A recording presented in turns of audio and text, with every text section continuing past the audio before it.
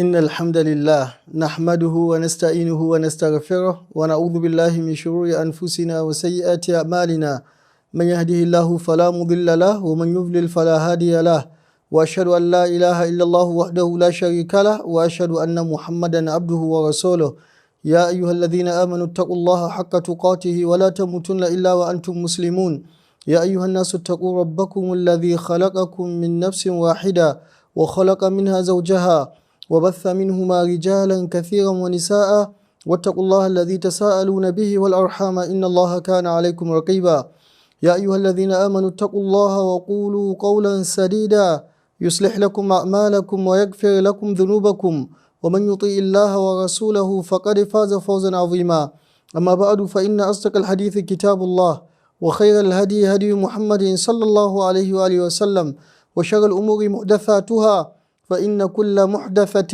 بدعة وكل بدعة ضلالة وكل ضلالة في النار. bayan haka ‘yan uwa masu kallo da sauraronmu assalamu alaikum wa rahmatullahi wa barakatuh.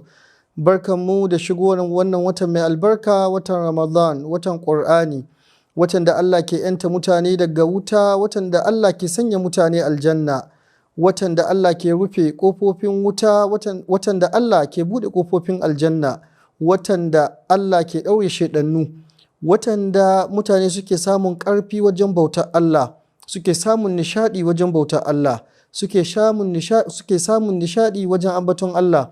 An tambayi annabi sallallahu alaihi wasallam azumin waye filada, ya ce wanda ya fi yawan ambaton Allah.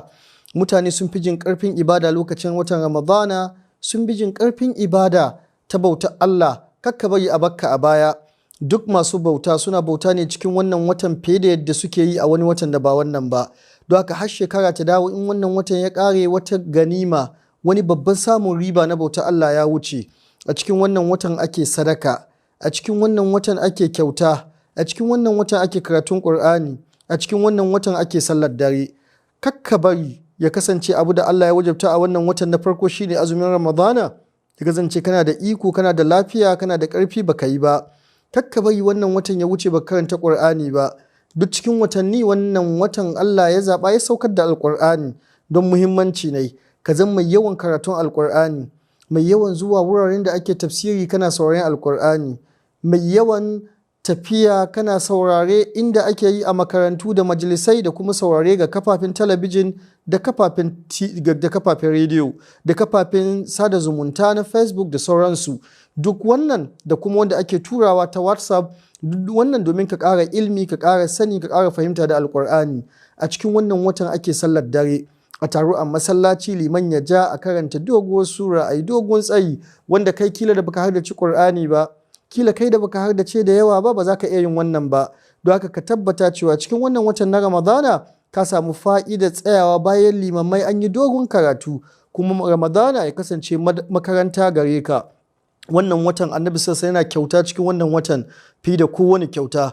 Hadisi Abdullah bin Abbas da ke sahih Bukhari, annabi sallallahu shi ya fi kowa kyauta, kuma kyautar shi tana karuwa a cikin watan Ramadana lokacin da yake haduwa da mala'ika Jibrilu kuma su tattauna Qur'ani. A lokacin kyautar annabi ta fi iska wanda aka saki. Ya saki iska ya samu mai rai da marar rai, da wanda a tsayi da wanda a zaune, da mutum da dabba da komai. Don haka masu kuɗi ku taimaka da dukiyarku a wannan wata, ku bai wa talakawa su samu abinci, abin buɗin baki, abin sahur, abin kayan sallah, abin abinci. Sai Allah ya yanta ku daga wuta akan haka, sai Allah ya gafarta muku zunubanku akan haka. Allah ya gafarta mana zunubanmu, Allah ya yanta mu daga wuta.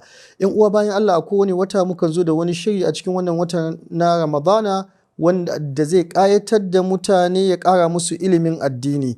Abin da muke so shine ya kasance sun san lamarinsu na addini, su san Ubangiji. A wannan shekarar za mu yi akan dausayin sunayen Allah, watan za mu tattauna sunayen Allah ɗaya bayan ɗaya, mu ɗauke su, mu ji me suka ƙunsa, ya za mu bauta ma Allah da su. Babu shakka wannan babban shiri ne, domin abin da ya ƙunsa na manya-manyan sunayen Allah subhanahu wa ta'ala. A shiri na gaba za mu yi magana game da muhimmancin sanin sunayen Allah. Don me ya kamata ka san sunayen Allah? Meye matsayin sanin sunayen Allah? Allah yana jin daɗi idan kai bawa ne ka san sunayen shi? A shiri na gaba wannan za mu yi, sannan daga bayan mu ɗauki sunayen ɗaya bayan ɗaya. Allah tabaraka ta'ala ya karɓi ibadan mu, ya karɓi azumin mu, ya ba mu fahimta, ya ba mu ikon taimakawa. Wassalamu alaikum wa rahmatullahi wa barakatuh.